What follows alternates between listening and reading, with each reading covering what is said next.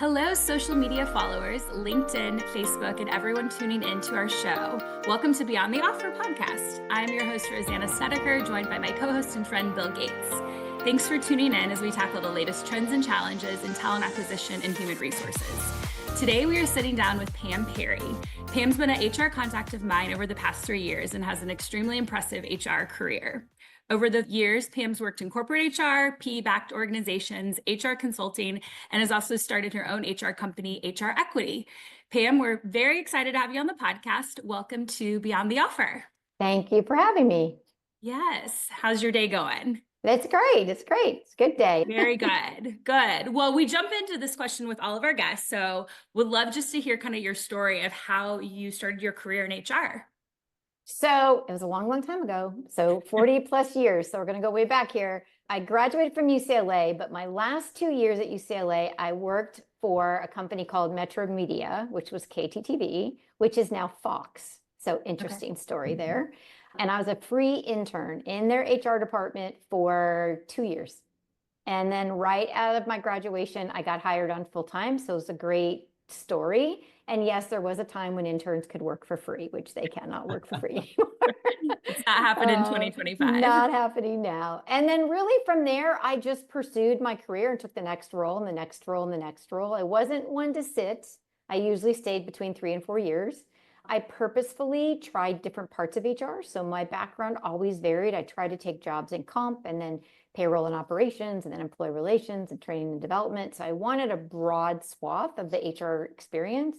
And then lastly, I made sure I always picked different industries because HR can be the same if you stick within the same industry, you're solving the same problems. But as I went from manufacturing to real estate to medical to hospitalization to pharmaceutical to just software, ultimately landed in software. But ultimately, it was that type of growth trajectory where I pushed myself into uncomfortable situations that actually got me where I am today. Absolutely. Well, speaking of industries, Pam, well, first off, thanks for joining us. Of course. But tell us a little bit more about your company, HR Equity. I mean, how did you decide to start your own business? What services do you offer, et cetera? Yeah, well, that's an interesting question because one of the private equity firms that I know knew me from the past and reached out to me because they wanted me to be an operating advisor for them. And in order to do that, I needed to start my own company. So I had a big push. It wasn't like Pam had an epiphany entrepreneurial moment. I'm going to start my own firm.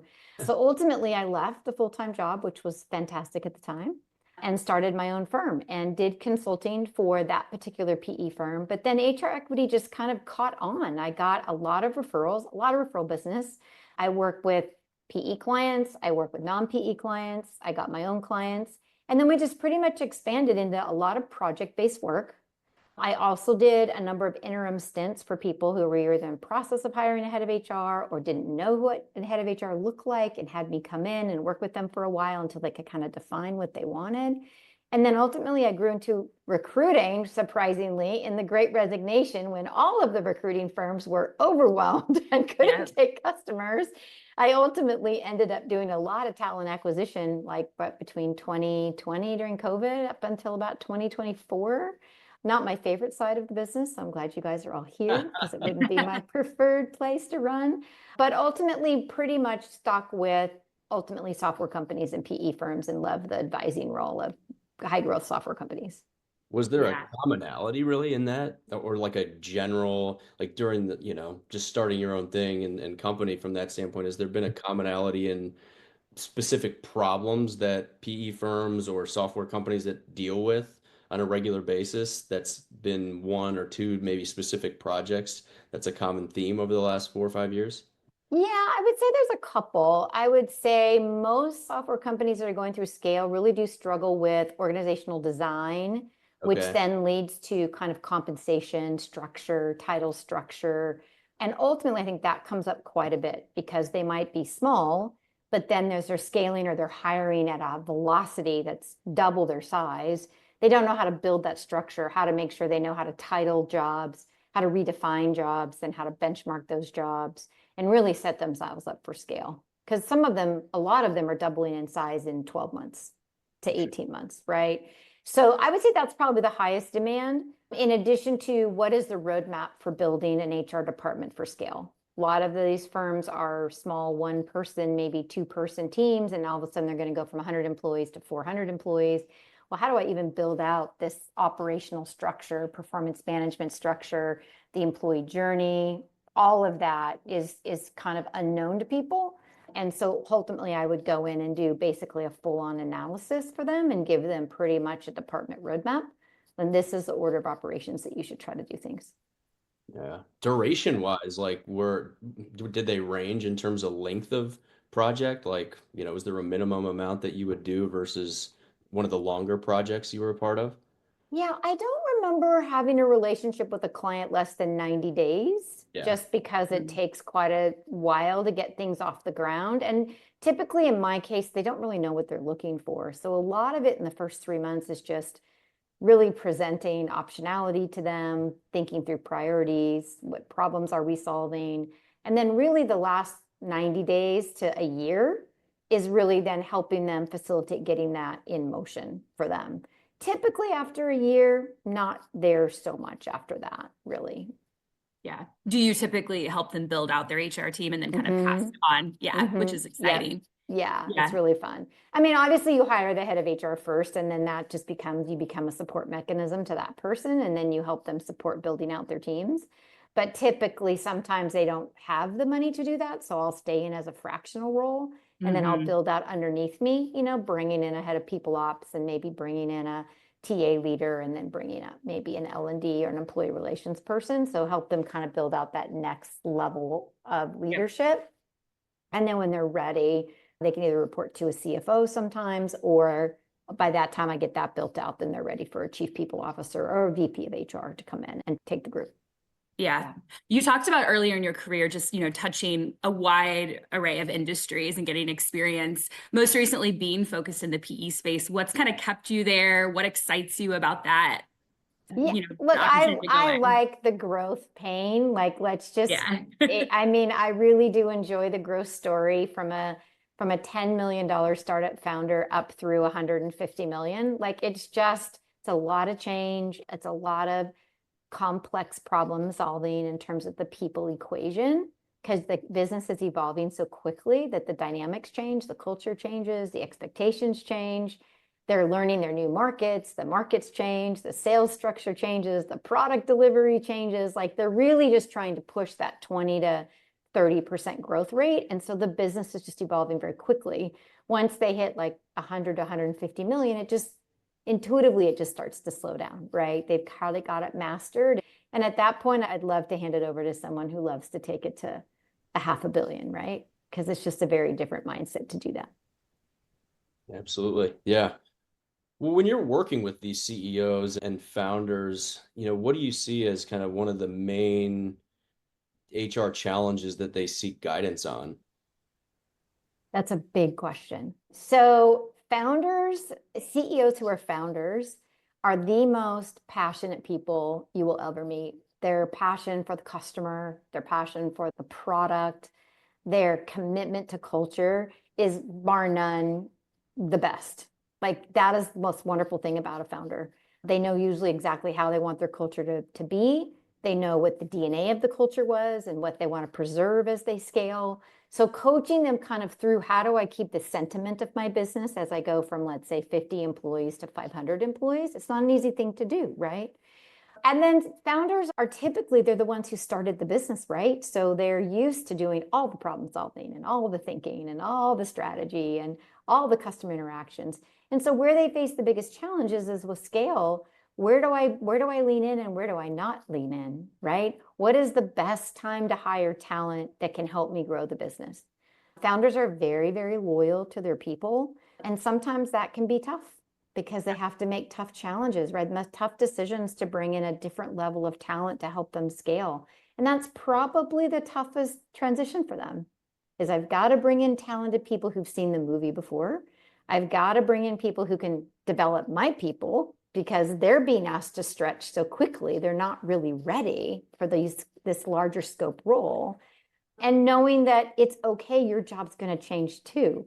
And supporting them through that change process. Like, pick your head up, look out to the markets, look out to your addressable markets, look out to the competition, get ahead of the competition. Like your job now is to steer this huge cruise ship forward and trust that you've got the people running the engine room and taking care of your customers and your guests are doing their job. And that's the hardest transition for them, is to really build that team that can run the cruise ship at the same time as they need to pick their heads up and know where they're going. We don't want to hit any icebergs, right? So Have you ever seen as like a consultant, Pam, at all? Like I'm thinking of where a CEO has like, basically the company's maybe become too big and the board's kind of pushing them out. Completely like flash to the movie with Mark Zuckerberg where he moved out, or the whole Steve Jobs thing back when they had brought Scully into the fold and kicked him out, or the Uber founder that basically got pushed out. But have you ever been a part, or have you ever seen those? Because those seem like some of the most difficult things to navigate, right? Because you have your loyal followers of people that have been there with them for so long, other folks that have not been there necessarily as long. Have you ever been kind of a part of that where there's a CEO transition, and how did that kind of come to fruition? yes, and they are hard and painful. But I would say that when I'm involved, I really try to work with the CEO on his timing, Sure. because Yeah. they all kind of hit their timing, right? They all start to see the business change so much, and they all start to lose some of the joy. Now, a lot of them are very capable of going all the way, right? A lot of them are very, very capable. And those are, those are probably a tidbit more rare, but mostly because they just don't enjoy the big company as much. I mean, they're entrepreneurs, right? They started their own business. They have all these ideas and they're just fascinating people to work for. And they just have such a passion that as it scales, it becomes more work. Like it's all about the people. I hate to tell you. I mean, I've told the CEO the toughest part of your job is going to be your people, and I'm so sorry, but that's what it is. And it is. It's a reality, right? Your job as a CEO is to put the right teams together, to create the right cultures, to maximize productivity from your people, and that's very different than focusing on what do I want to build, right? How do I want to build it? What markets do I want to go out of? How do I want to talk to customers? So usually they know. They know that it's coming. I don't think there's too many that are caught by surprise. And I think the ones who are more self-aware and the ones who take more coaching probably go longer.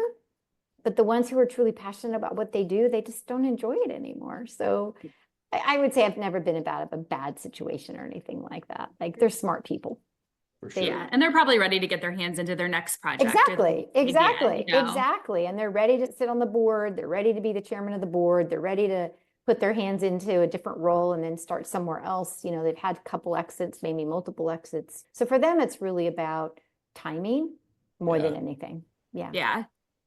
We've seen a lot of roles over the past few years in the HR space specifically where they are looking for PE experience. It's becoming more popular, and it just is a skill set I tell people if they can get in, they should. What would you say, just given your years of experience, HR function in PE, how is that different? How does it vary compared to, an HR role in a non-private equity backed company? Well, I think that's a super interesting question. Sometimes people identify PE as one type of firm, right? And usually they get scared when you say PE because they think, oh, this is an EBITDA play and you're going to come in and cut costs, right? Yeah. And there are those firms that is their business value proposition model, right? They particularly look for assets because they feel like they can consolidate resources and they can create a really good profitable business. But there's lots of other PE firms that don't come from that methodology. So what I would say is it depends on the PE firm, right? It also depends on the fund within the PE firm. There are venture funds, which are more high growth and more risk orientation. And then there are your much larger funds, right? Which is a much more stable, kind of predictable long-term growth, or maybe public sector. They're going IPO funds. So really, it's just about what kind of personal experience do you enjoy, right? So I can really only relate it to me, which is as I've worked for different PE firms and different size companies, for me personally, I like the growth story. I like to start at 10 to 25 million, and I love to take it to 100 to 150 million. That's just my story. It's what I love. And some people are like, no. I want to go in at the larger investment level. I want to go in when they're 200 million, and I want to take us to IPO, right? So, you start with 200 employees or you start with 2,000 employees, right? It's a very different model. And there's PE firms that run all those trajectories along that continuum, including VC, who starts very, very small, which I've also worked with some VC firms who they can't even afford HR departments, right? So it's like, how do you work with them in a fractional way to help that CE grow it to even 5 million or 6 million, right? Yeah. In fact, one of my longest term clients I met at 6 million. And I've had him as a client for, gosh, I think we're going on 7 or 8 years now, and he's at 60 million. Oh, wow. And he's had multiple investors. So it's like you see a CEO continue to go through that journey, right? And it's very exciting to watch them grow through that journey. But it is depend on what type of PE firm you have a partnership with. How involved they are and that type of thing. Speaking of, so PE too, like in terms, you've been a part of a lot of growth, but do you, all different stages, and I know you've talked a lot about revenue, but a lot of the times employee headcount's a bit more pertaining to the HR function, not always, but it's usually a little bit more of like how big of a scale. Do you think of when you look at the stages going from 50 to 100 to 250 employees to 1,000, do you sense or do you ever see like a stage where it's like the most from a transformational perspective? Is there kind of a number from an employee perspective where you feel like it's the most difficult for a company to transition from a cultural perspective? A really hard question, right? So I would say that depending on how fast the growth is, right, Bill? Because if the growth is solid 15 or 20% growth, you have time to kind of catch up as your leaders mature into the role. And so what I would say the most difficult is when you take a $25 million business with maybe 50 employees. And you invest a ton of investments into their sales and marketing because you're going to have a strong go-to-market plan. And you're taking that business from 40 or 50 employees to 150 to 200 employees. That's really painful from my perspective because you have no infrastructure to support that amount of new hires, the velocity of those new hires, the onboarding of those new hires, the management team to even grow and develop and get these employees effective and up and running. You just are lacking a lot of that. So you're building basically, right? You're building the car while you're driving. I mean, it's just one of those things. But then as a bigger company, when I had big firms, you could go from a 3,000 person company, which I did. We bought a company twice our size. And so now we went from 3,000 to 9,000 in a minute of an M&A environment. I mean, that was brutal, so it really just depends. I think it's the pace at which you have to double in size that makes the difference. And dependent upon how well you planned for that. Now, I've gone into some organizations that are, let's say, sitting at 100 million, and they really didn't build themselves for 100 million. They're still operating like they're 25 million, right? So when you go in, even though they might only be at 20 or 30% growth rate and the employee count is maybe you're growing 100 a year to 150 a year, well, now you're dealing with a company that everything has to be unwound and rebuilt. And that can be even more painful, right? Because you're breaking things apart. Now you've got to redo them. You're more connected to the other department. So when you break your piece, you're also breaking their piece. So it's a much more complex change management situation where the coordination across departments is that much more critical versus had you done it at 25 million and prepped yourself for 100, you wouldn't maybe be going through that same level of pain. So it just, I know you're not gonna like my answer, but Yeah, no, it just depends. Well, in regard to like culture there too, I mean, the culture piece is so critical too. And I've heard from multiple, everyone's got their own perspective. You're one example about going from 3,000 employees to 9,000. Obviously, how that company integrates, like my opinion, yeah, it's going to change. Obviously, it's much bigger, but going from like 100 to 150, there's a bigger transformation because now you've got managers who've never managed before. You've Right. got, the scaling piece in the feel from a cultural perspective can feel a lot different, in those early stage organizations. And you have some people that are resistant to it. Some people are like, oh, this is the greatest thing ever. How do you manage the cultural aspect through those transformations? Because whether it's a mergers and acquisition or it's organic growth, I'm sure you're going to be dealing with multiple different challenges and different employees feeling differently about Right. the identity or culture of the company is. Yeah. Well, look, when you go in when it's small and they started small and they know each other from day one, and you have this very intimate working environment where they've been basically bootstrapped from day one, and there's 25, 30, maybe 40 or 50 of them, and they know each other's families and they know each other's children, and you can't replicate that. And anyone who thinks they can will fail miserably in cultural transformation, right? So really the question is, what part about the culture can survive that, right? How do you lean into those, quote, legacy employees and make them a very important ambassador to that culture story, right? How do you use them as mentors? How do you use them as ambassadors of the business, right? How do we help them carry that forward? Now, some of them have a hard time with the intimacy being gone. And that is something that I would always tell any HR leader, like, you can't replace that. You can compartmentalize it. You can create your groups, your subgroups, your clubs, you can do whatever you need to do to create a place for people to feel like they're valued, but you will never know everyone across the company, and you will never know everyone's name again, right? That isn't going to be what it is. But you balance that with, but this is who we are. This is our identity. We're going to carry that identity forward, no matter who you are. We're going to hold people accountable to that identity. We're going to communicate and build programs around that identity so that everywhere you turn, from recognition to compensation to sales mentality to the way businesses talk about themselves, we're going to carry that thread, that DNA that's so important to our business through the culture. And that's really the hope you can have when it comes to that. But it is still also an evolving story, right? And anyone who tells you it's not, right? I'd love to hear that story and how they went from 100 to 3,000 employees without it being an evolving story, right? But I think you hold on to your values and you hold on to your DNA, and you try to build as much around the employee journey and the experience as you can to continue to reinforce that message. Yeah, that's really good advice. Because that is the hardest transition. I feel like when you've got that tight knit, everyone knows everyone, and then you want to scale and try to keep that culture, but things have to change. And then add in remote work. It becomes it becomes X factor. That's all I can tell you, right? Like, if you've all been in a building and now to get the talent, you've got to go across the United States or across the globe. Well, that's even much more difficult. So the intentionality around relationship building, which is really difficult, because as you get pressure from investments to grow and operationalize and scale, guess what gets compromised? Relationship building.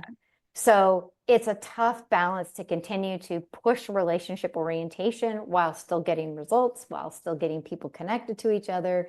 And it all falls to one thing, and it's communication, right? And if the CEO and the exec suite is not great communicators, or they don't spend a lot of time communicating, and then the next layer down doesn't spend a lot of time communicating and developing relationships, that's when you see the fragmentation. But easier said than done. Yeah. It's really difficult when you have to deliver on business results, and you've got to really move quickly through your issues and your productivity to the end of the day to produce the business you're expected to produce. Yeah. And the remote layer, that's a whole nother added piece. It's a whole nother building relationships in a remote environment. You really have to be intentional. It's not the same as being in an office and getting to know people. So you also have to just accept that factor. Yep. And it's important when you hire and you bring people into your culture. I remember with one company, we advertised, and a lot of people are doing this now, right? With remote first. And it's like, why do you want to work remotely? And if they would talk about the relationships and how important relationships are to them in business, we would tend to shy away and really push them. Say, okay, well, this is a remote environment. It's going to be very difficult unless you spend the time really reaching out and making relationships with people, because people are here because they have balance in work they want. So they want to get in, they want to do their work, they want to go through their meetings, and they want to get out and they want to go see their kids or do whatever they want to do, right? So the culture mindset also has to be different when you're hiring. If you're hiring someone who really, those relationships are critical to their happiness, I would say don't go work in a 100% remote environment, because it's really, really difficult to get them, to get other people's time committed to building a relationship, for you to find time, because there's all these expectations, and everyone's trying to cram what they can into that 8, 9, 10-hour workday, and it's probably not going to be relationship building as the priority. Yeah. So 100%. It has to be an intentional choice too, as an employee. And HR people should be factoring that into their interviewing process, for sure. Right. Yeah. Yep. Great. Well, that's all great. I mean, we love talking about the PE stuff, but to kind of shift gears here, just looking back on your career, would love for you to share just some advice, some, examples of things maybe that you've went through. So we'd love to hear about either like an HR project or plan that maybe didn't go as you had expected, and just kind of what you learned from that experience, if there's anything that comes to mind. That's always a tough question for me, right? No one wants to talk about their failures. I would say that one, I was exceptionally good at planning and exceptionally good at saying no. And so when you're not good at saying no, and I never said no, I just said, well, I can do this, this, or this. So I never put me or my team in a situation where I overpromised and underdelivered and set myself up for failure, because I don't like failure. So I think it's more about my mindset when I go into something. If you really want a specific example, I can tell you, I was going through Y2 compliance and we were implementing PeopleSoft during Y2 compliance, for those of you who know what that was. And we had a situation where we ran 3 payrolls a week. It was a lot. And the due diligence required to make sure those were done accurately in the testing phase was phenomenal in terms of how we tried to do that. And we didn't test one integration that we needed to test. And we double paid our commissions 3 times, which was multi-million dollars of mistakes. Oh, wow. So if I make them, I'm going to make a big one. Yeah. And we spent 6 months trying to collect money back from salespeople, as if you can imagine, if you triple paid them in commissions, how difficult it would be to ask your high performer salesperson to pay you back Yeah, that's a tough task. Very tough task. We did it. We hired an entire temp team. I mean, we did it, but it was probably the biggest mistake of my career. But recovery, right? It's all in the recovery. It's all in the ownership that you did make this mistake. You identified the mistake. You fixed the mistake. You never did it again. And you were able to recover, for the business, what you needed to recover. So really was about just that mindset around not panicking. Okay, we did it. We got to own it. Now, how do we go about projecting this to your CEO and your CFO about how you're going to fix the problem? So, yeah. And that's, I think, the moral of the story. Just go big or go home if you're going to make a mistake. Yeah, that, and then have a plan on how to fix it and never do it again. Never do it again. Absolutely.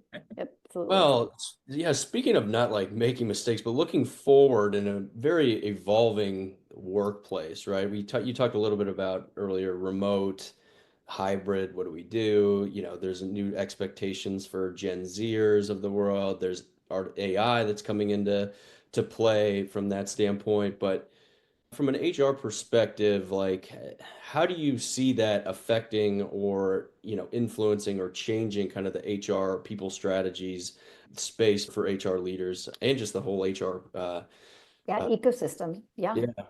I'll be honest with you, AI is a massive, massive pivot to business. Yeah. And I look at it as a really huge opportunity for HR leaders to step up in a very different way.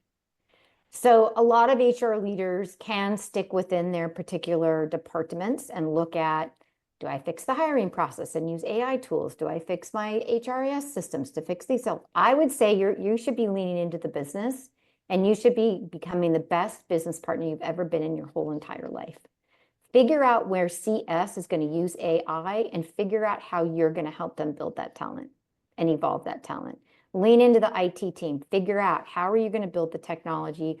How is that going to impact the downstream impact to employees? What types of tools are we bringing in? Why are we bringing in those tools? How are those tools going to impact the business? What's going to change? Same with your product. Same with your sales, right? Sales jobs are going to change and evolve. They're all going to change any job. So as an HR leader, yeah, you can kind of fix your own shop along the way. But I'm seeing a lot more HR leaders stepping in and almost leading some of the AI change transformation, right? Because they're asking talent questions. Okay, you're going to deploy that AI agent. Okay, what are you anticipating the impact is going to be on your people? Okay, how do we model out this job over the next 6 months? How do we model out this job over the next 12 months, right? What's it going to look like when this is efficient and now we're going to the next level and AI agents are managing AI agents, right? So how does that level evolve? And do we need more talent, or do we need to upscale and make sure that this talent is ready for the next level, because we're going to need more strategic thinking people and more complex thinking people. Engineering world for sure, right? The other day I was talking to someone as a great example, and they said, engineers don't need to know code anymore. They can know any code as long as they know code, but they've got to know all code now, because Grok or any of the other Cursor and any of these other tools coming out for engineers are writing the code. Mm-hmm. So you don't need to know front end. You don't need to know back end. You need to know all of it, right? So we're going to need engineers who can actually now go front end to back end to front end, and they can read the code and they can identify the code and they can know Java, or they can know C++. Like, they're going to have to know a lot of it, right? Because maybe you change the type of code you're writing in, maybe you don't. But that's a massive evolution, right? You're not going to have QA teams anymore. So HR has to really, really up their game and be much more attentive to the business impact that AI is bringing to their business, and then think through how that's going to change the employee experience and the types of jobs that you will have in the future. And they need to be leading that charge. They need to be leading that conversation. And they need to be pushing the business. Why aren't you using AI? Like, what are you talking about? There's a place to use AI. So massive pivot point, I would say, back to the .com era, right? Yeah. And the software era, where paper was gone and you had to get on the ship, right? It wasn't going away. I think the same thing's true with AI. Yeah, I was going to ask you, is since like the internet basically is this kind of the biggest pivot you've seen in 100%. Yeah, that's what I figured. Bigger. Yeah. Bigger because it's moving so much faster. Right. Yeah. Let's think about the internet and software being 3 decades old, since kind of like Y2 compliant, the mainframe, like back maybe 4 decades old. Well, this thing's going to look like massively different in 2 years. It's going to look even more different in 4 years, right? And none of us can anticipate exactly how that's going to happen, but it isn't going to take 4 decades.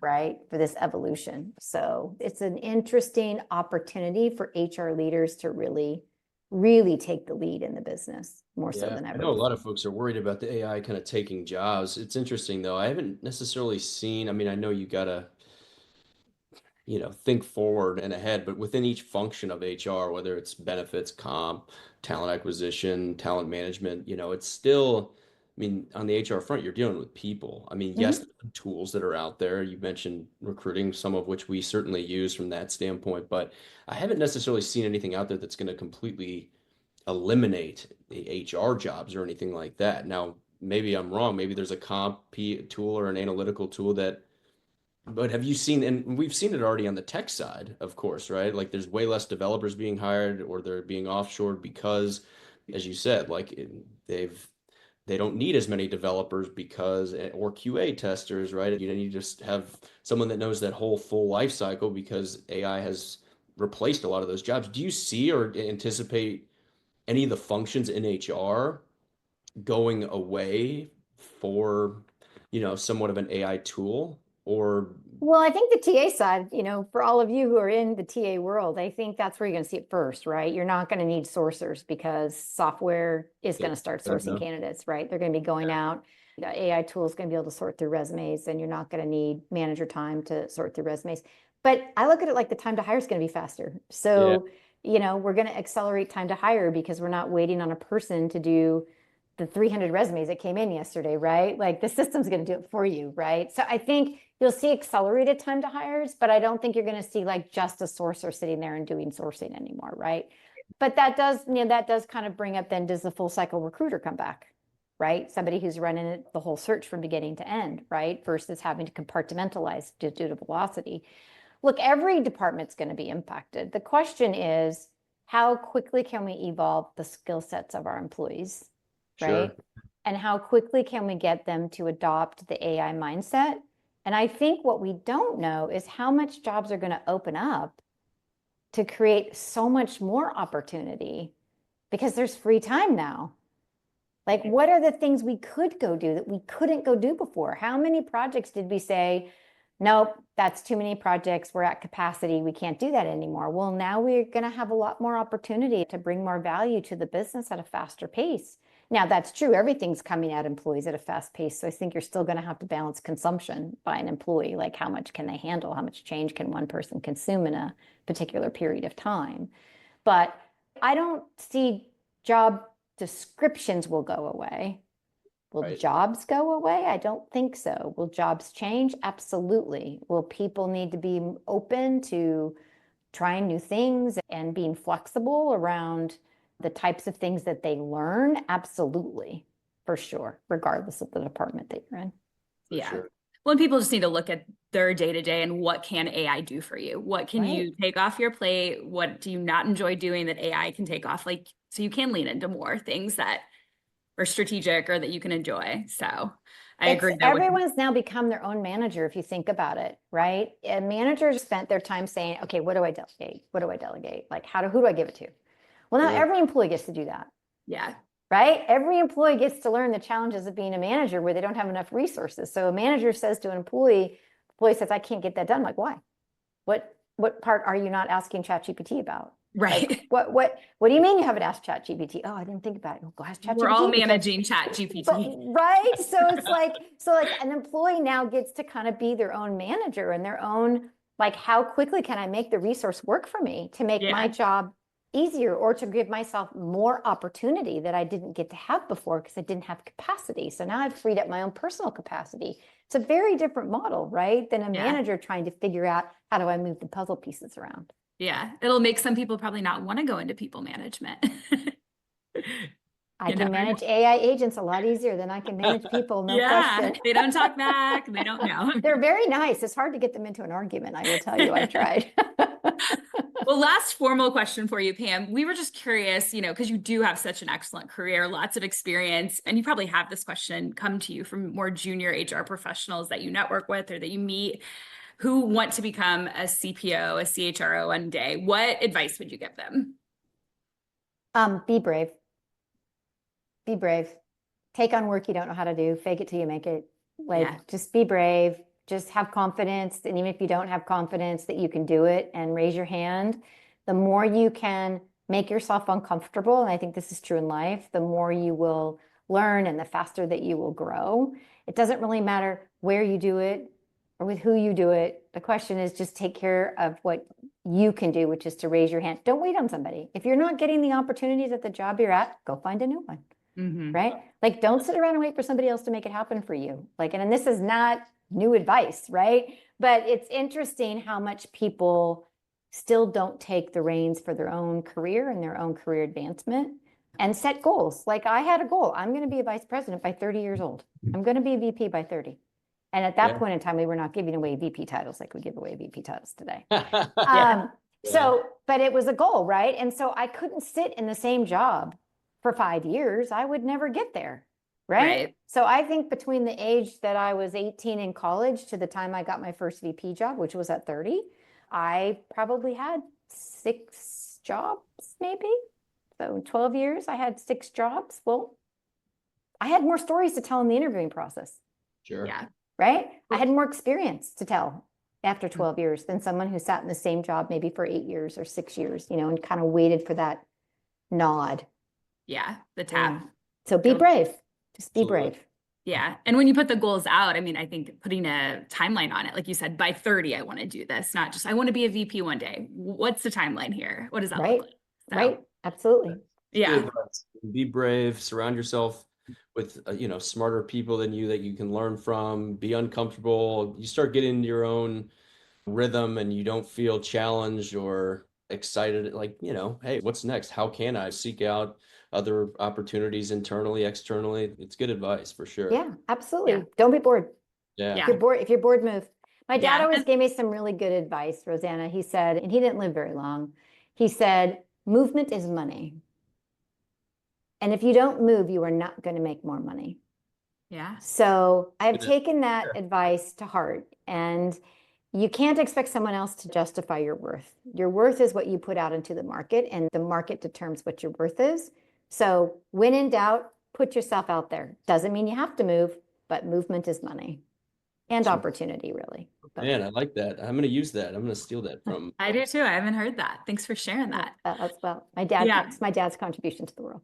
I Hey, love it. Well, we like to wrap with just a little bit more of kind of informal questions. So, a few questions for you. Just anything podcast, book, show related that you would recommend to disconnect or that you're into right now when you want to just forget about the world and relax.